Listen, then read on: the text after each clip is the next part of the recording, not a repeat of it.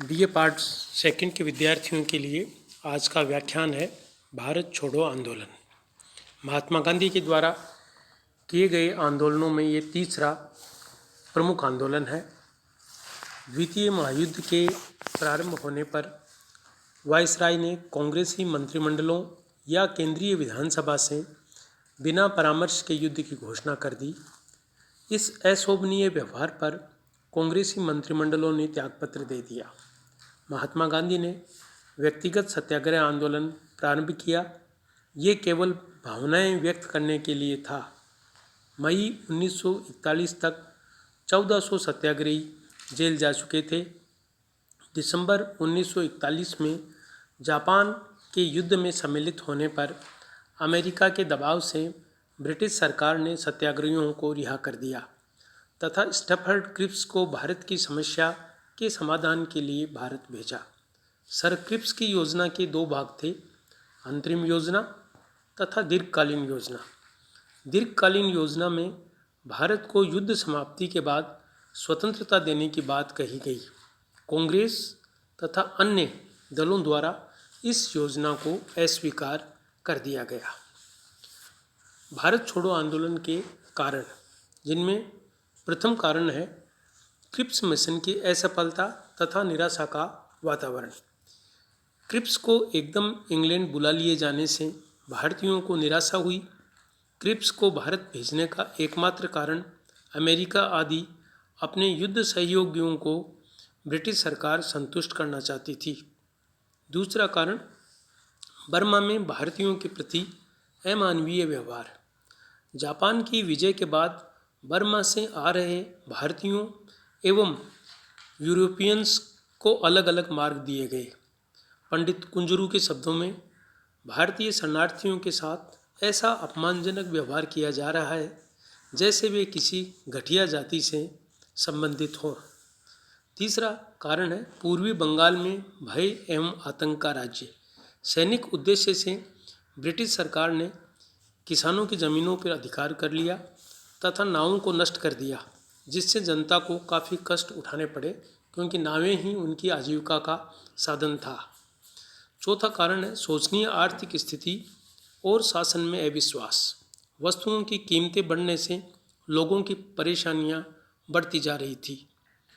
पांचवा कारण जापानी आक्रमण का भय और ब्रिटिश रक्षा व्यवस्था में अविश्वास।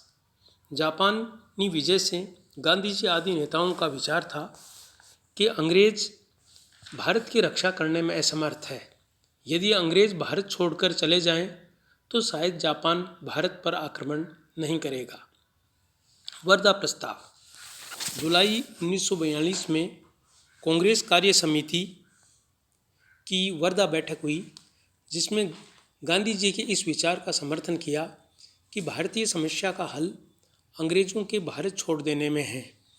इसे ही वर्धा प्रस्ताव कहा जाता है। भारत छोड़ो प्रस्ताव 8 अगस्त 1942 को बम्बई में भारत छोड़ो प्रस्ताव पास किया।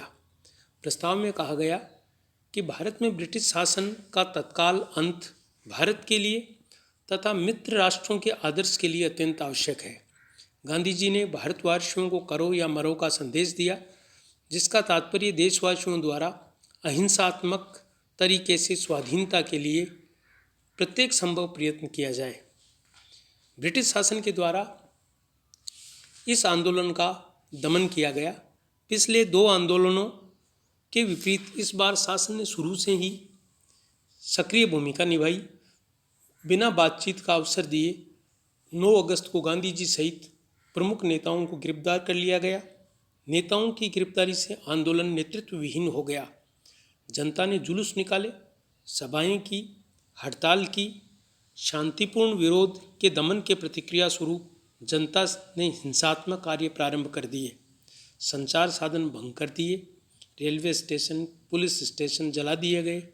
जमशेदपुर, अहमदाबाद, बम्बई में मजदूरों ने हड़ताल की।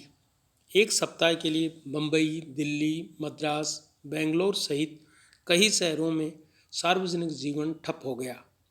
शासन द्वारा कठोरतापूर्वक दमन किया गया। ब्रेचर के शब्दों में 1857 के बाद भारत में ब्रिटिश राज्य के विरुद्ध सबसे बड़े विद्रोह का सामना करने के लिए पुलिस राज्य स्थापित किया गया। नेतृत्व विहीन आंदोलन को जयप्रकाश नारायण, लोहिया, अरुणा आसफ अली, पटवर्धन जैसे समाजवादियों ने नेतृत्व दिया।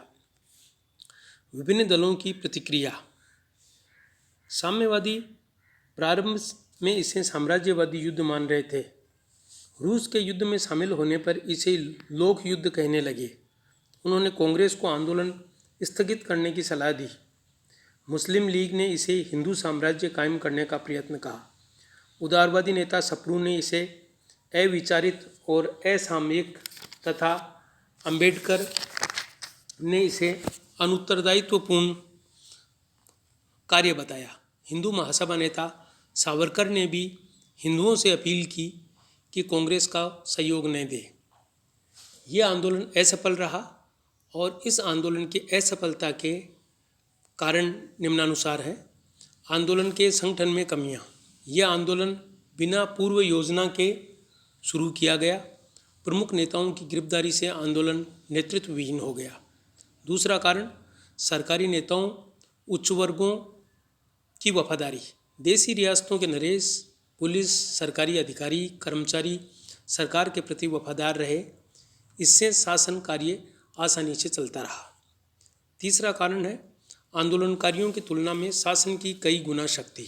आंदोलनकारियों की न तो गुप्तचर व्यवस्था थी, न संदेश भेजने का माध्यम। आर्थिक शक्ति ब्रिटिश सरकार की अधिक थी, लेकिन फिर भी इस आंदोलन का अपना महत्व है। और इस आंदोलन के संबंध में हम ये कह सकते हैं कि आंदोलन अपने मूल लक्ष्य भारत की आज़ादी को प्राप्त नहीं कर सका। आंदोलन ने जनता में अपूर्व जागृति उत्पन्न कर दी, जिससे ब्रिटेन के लिए भारत पर लंबे समय तक शासन करना संभव नहीं रहा। इतिहासकार डॉक्टर ईश्वरी प्रसाद ने इस संबंध में लिखा है, ये क्रांति जनता में उत्पन्न नवीन उत्साह तथा गरिमा की सूचक थी। इसी आंदोलन से उत्पन्न चेतना स्वरूप 1946 में जल सेना विद्रोह हुआ। अमेरिका, इंग्लैंड का लोकमत भारत के पक्ष में हो गया। ब्रिटेन को आखिर भारत छोड़ना पड़ा। धन्यवाद।